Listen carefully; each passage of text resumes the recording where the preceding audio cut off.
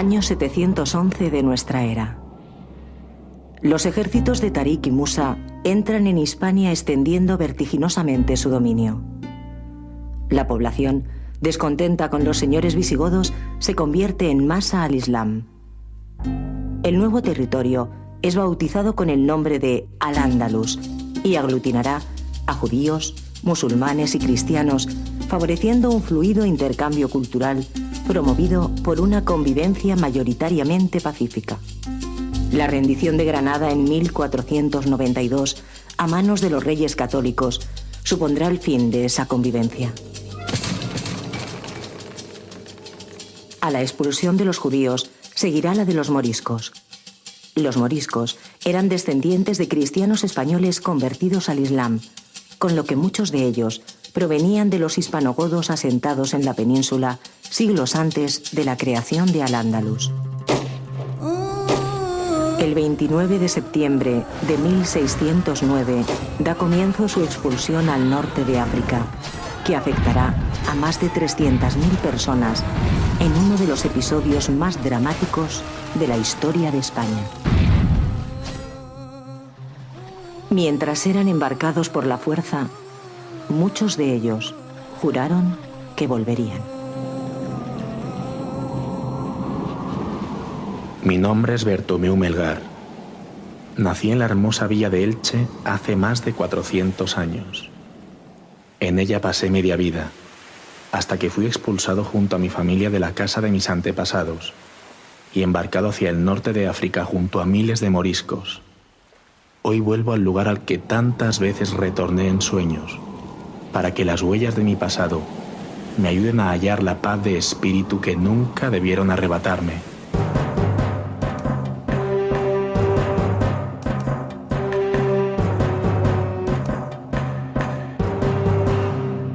Los 8 siglos de mestizaje cultural hicieron de Al-Ándalus un entorno ideal para el florecimiento del arte y la ciencia, constituyéndose en puente al Renacimiento europeo.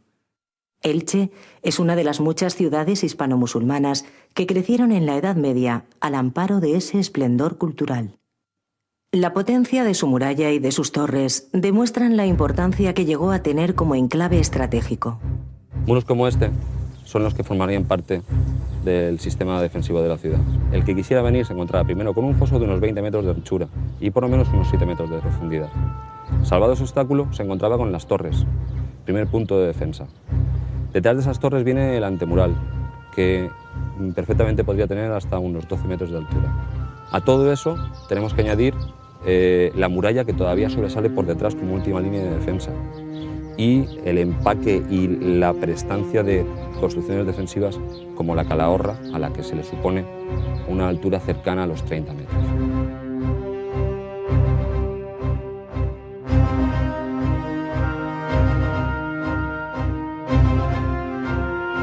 A pesar de los múltiples asedios a que fue sometido, este sistema defensivo nunca pudo ser conquistado por la fuerza.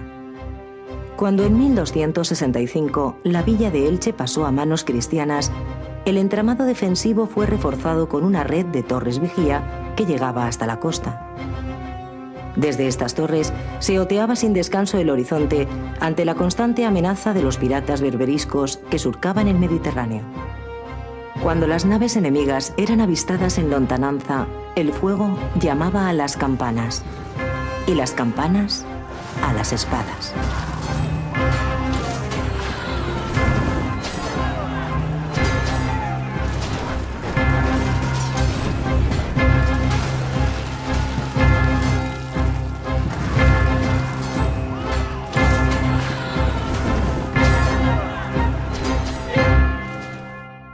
Poco queda ya de la ciudad que yo conocí. La muralla ha desaparecido, y ni tan siquiera la torre de la Calahorra es tan temible como antaño, después de que un terremoto la redujera a la mitad. Y en el lugar de la mezquita en que rezaron mis antepasados, se levanta un templo cristiano.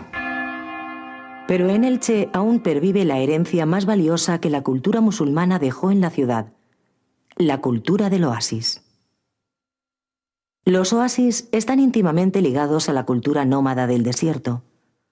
Punto de encuentro, lugar de reposo y centro de comercio, estaban estratégicamente situados en las grandes rutas comerciales, la ruta de las caravanas. Dos ciudades del Islam occidental debieron su prosperidad al establecimiento de grandes oasis artificiales: Marrakech, en la ruta transsahariana, y Elche, en la ruta de Sharq al-Ándalus. Ciertamente, el hecho de que el Islam se distribuyera a lo largo del cinturón de tierras áridas que viene desde el Asia Central hasta el Magreb permitió la circulación de toda una serie de conocimientos y de prácticas en cuanto al aprovechamiento del agua, y en ese sentido Al-Ándalus se convirtió en una especie de gran laboratorio donde poner en práctica, donde experimentar con todos estos elementos de ese repertorio tan variado y tan rico de cultura del agua, venido desde un extremo al otro del cinturón de esas tierras del orbe islámico, y, por supuesto, ello redundó en el desarrollo de unos paisajes extraordinarios en cuanto a su belleza plástica y también, como no, a su productividad agrícola, que son su sentido primordial. Hoy más que nunca, me resulta imposible describir lo que siento al ver aparecer de repente tanto verdor en medio de esta tierra árida. Mi corazón se llena de gratitud hacia quienes trajeron la sabiduría necesaria para crear este oasis en medio de un desierto yermo y estéril. La vida en los oasis se organiza alrededor del agua. La extensión y desarrollo del oasis está determinada por la cantidad de agua disponible, la forma de extraerla y su gestión. En el caso del oasis de Elche, el sistema de riego implantado por la civilización musulmana supone una joya de ingenio y aprovechamiento de los recursos naturales que sigue vigente en pleno siglo XXI. El agua se extrae del río Vinalopó, que va alimentándose de la escasa lluvia a través de cañones y valles. A 4 kilómetros de la ciudad aparece el Azud o Rafa, una presa que eleva el caudal del río, derivándolo hacia un canal conocido como Acequia Mayor, auténtica arteria de vida y columna vertebral del sistema de riego andalusí. Los sabios árabes del agua calcularon con exactitud la pendiente de la acequia para que la velocidad del agua fuera la adecuada y no se estancara. Además, diseñaron los acueductos y saltos necesarios para que el agua venciera los barrancos de la rambla del río. Antes de entrar en la ciudad amurallada, parte del agua era desviada por acción de un partidor para el suministro urbano, llegando hasta los baños, de gran importancia en la cultura musulmana. Aquí mis antepasados se purificaban antes del rezo, tal y como indica el Corán. Tras la Reconquista, sus ritos fueron prohibidos y perseguidos, y los baños convertidos en almacén de grano, uso más práctico al entender de los señores cristianos, que por otra parte gustaban poco de bañarse con frecuencia. Tanto es así que para los inquisidores lavarse a menudo acabó convirtiéndose en signo inequívoco de herejía. La acequia mayor penetraba en la ciudad por debajo de la muralla y volvía a salir por el portal este para cumplir su misión principal, regar el oasis de Elche. De la acequia mayor parte una red de canales que recorren toda la huerta y cuyos nombres son tan evocadores como inequívocamente árabes: Al-Injasa, Al-Caná, Al-Ausa y así hasta un total de 24 que irrigan más de 1.500 hectáreas de tierra cultivada. El agua de la acequia mayor se trasvasa al canal de riego gracias al partidor móvil, un artilugio único en Europa diseñado hace más de 700 años. Este mecanismo singular consta de un medidor de hierro que permite fijar la pieza móvil de madera, regulando la cantidad de agua desviada. Tras hacer uso de ellos, los partidores eran atrancados con un candado para evitar fraudes. Por supuesto, los conquistadores cristianos de Al-Ándalus, al encontrar esos territorios tan ricos y tan productivos, ya pusieron todo su empeño en mantenerlos. Y al establecer a los nuevos colonos, siempre se ponía como una condición, que era prácticamente obvia, que se mantuviera la práctica del regadío y de la agricultura como en tiempo de moros. La gestión del agua en los oasis se caracteriza por la necesidad de optimizar su uso. En la cultura musulmana se dan distintos modelos de distribución del agua. El de Elche está basado en medidas de riego por tiempo. Cada día, las dulas o tandas de riego son vendidas en pública subasta, con lo que los agricultores solo compran las horas de riego que consideran estrictamente necesarias.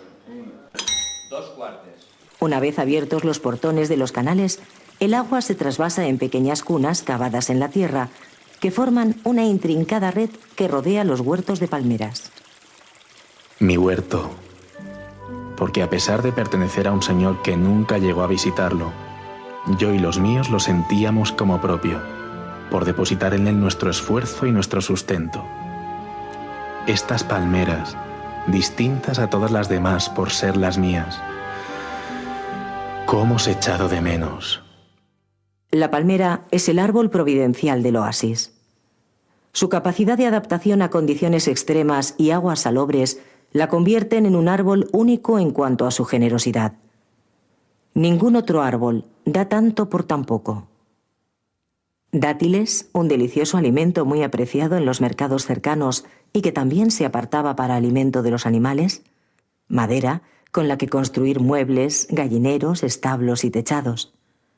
La disposición de la palmera en huertos permite el cultivo de especies asociadas, como el granado, el olivo o la alfalfa, enriqueciendo así la actividad agrícola y ganadera.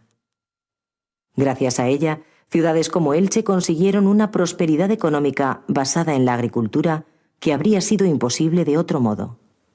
Además, en torno a la palmera se creó una rica industria artesanal de la palma blanca que aún perdura hoy día. Elche, la Jerusalén de Occidente, llamada así por la utilización de la palma blanca en la conmemoración del Domingo de Ramos cristiano. Para conseguir que las palmas blanquearan en la propia palmera, eran encaperuzadas con un capuchón de palmas verdes, tarea que se llevaba a cabo subiendo hasta la misma copa de la palmera. Una vez blanqueadas, las palmas se cortaban y seleccionaban, y las mejores eran trabajadas por las mujeres de mi familia, que conseguían sacarle a la palma cualquier forma que desearan. Fue precisamente la artesanía de la palma blanca la que aseguró la supervivencia del oasis de Elche después de que la explotación de dátiles dejara de ser rentable a mediados del siglo XX. Pero, además de por su evidente riqueza agrícola, ¿por qué el pueblo musulmán puso tanto énfasis en la creación de palmerales en ciudades como Elche? Hay una razón importante, de carácter religioso y sentimental. Las tres religiones que convivieron en Al-Ándalus, judíos, cristianos y musulmanes, consideraban la palmera datilera como el árbol de la vida y le otorgaban un lugar privilegiado en el jardín del Edén. En el Corán aparece que María alumbró a Jesús al amparo de la sombra de una palmera, y los musulmanes tenían por costumbre poner fin a los ayunos religiosos comiendo dátiles, un alimento de gran simbología espiritual. Pero además, cuando las tribus árabes y bereberes que fundaron Elche vieron que las palmeras abundaban en los alrededores, pusieron todo su empeño no solo en conservarlas, sino en promover su cultivo. Una sola mirada al inmenso mar de palmeras les bastaba para trasladarse a sus añoradas patrias de origen. De este modo, e independientemente de los cambios políticos y religiosos ocurridos con el devenir de los siglos, la palmera se convirtió en una señal de identidad del pueblo de Elche, que se ha transmitido de padres a hijos hasta nuestros días, tal y como ocurre en el resto de oasis repartidos por 4 continentes, desde Irak a España y desde Yemen a México. Por lo que respecta a la cultura del agua, el juego de las transferencias interculturales continuó después de la conquista de Al-Ándalus por los reinos cristianos. Y en este sentido, los conquistadores españoles del Nuevo Mundo acabaron transfiriendo al continente americano esa forma de crear paisajes de regadío. La colonización de la Baja California Sur, en México, una zona de extrema aridez, fue posible, de hecho, gracias a la constitución de pequeños oasis anexos a las misiones que los jesuitas fueron creando como una cadena a lo largo de toda la península. Y todo ello en virtud de un mismo legado, el legado del agua. Un legado que nos llegó a través de las aguas de un Mediterráneo común y que nos bendijo con un uso ejemplar del agua, un tesoro tan escaso como indispensable. Un legado que nuestros antepasados transmitieron cruzando las aguas del inhóspito océano Atlántico y por el que estaremos en eterna deuda con un pueblo, el musulmán, que de nuevo a través de las aguas busca en la persona de los inmigrantes la prosperidad que no encuentran en sus patrias de origen. Que del mismo modo que hace 1000 años aquel encuentro nos dejó una herencia de enriquecimiento cultural y mestizaje, en esta ocasión sepamos obtener un legado aún más valioso, el de la hermandad entre los pueblos y la convivencia en paz.